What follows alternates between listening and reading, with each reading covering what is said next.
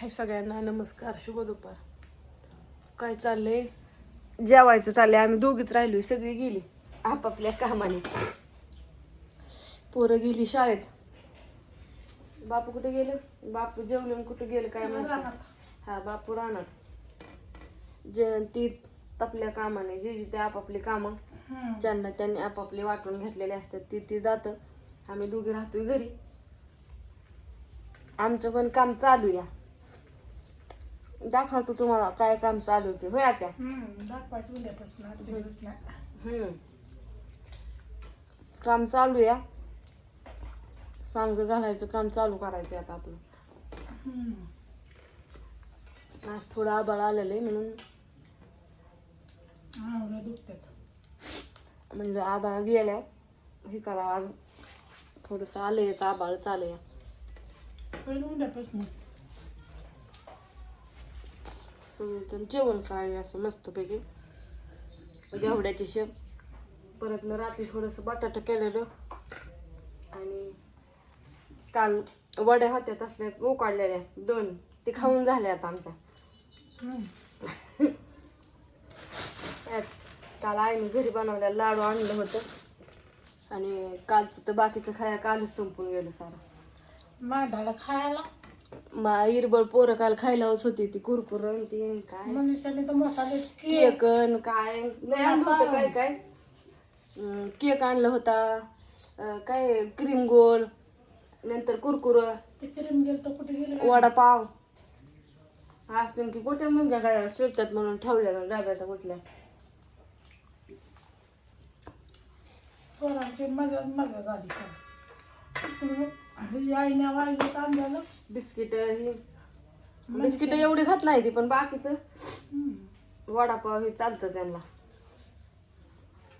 बाहेर खूपच आभाळ आले आणि वारं पण सुटलंय. काय सुसा नाही. काम सगळं आवडले. आता 12 वाजले तर म्हणलं जेवायचं म्हणल्यावर चला. कुत्र का वाजले? कुत्री भुकते ती कुणाला. आम्हाला वाटलं कोणतरी आलं, पण जे तपली तीच भांडणं खायचे. जाऊ द्या, नाही कुणी आलं हाका मारतं लगेच आलेला असल्या कुत्र्यांना घेऊन. बाहेर तेव्हा कसलं वातावरण झालंय. आमचं साहेब चालले तर आता शो राखले सगळं. 12 वाजून गेलं तरी आज घरीच आहे. भाऊजी आलेत गाडी घेऊन. वातावरण कसलं झालंय. सांडगे घालायचे होते पण आबाळच आले. काय आता वारं सुटलंय भरपूर. त्याच्यामुळे मग म्हटलं बाकीचं काम आवरून घ्यावं.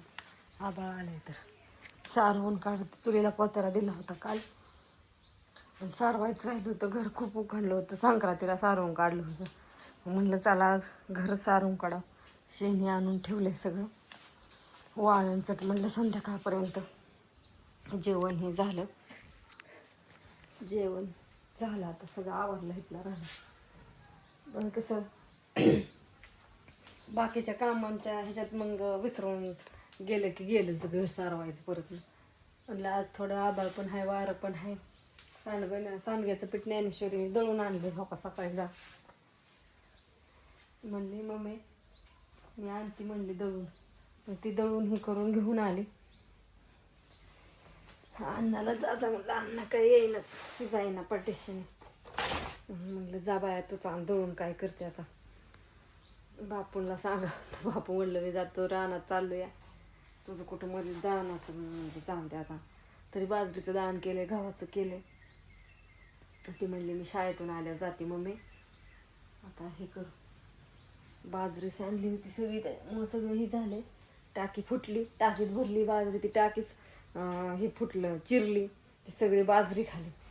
ती वाढू गेलं भरायला. कामात काम कामात काम. असू द्या घेती सारवून पटकीने म्हणजे वाळून. बाय सगळ्यांना, शुभ दुपार.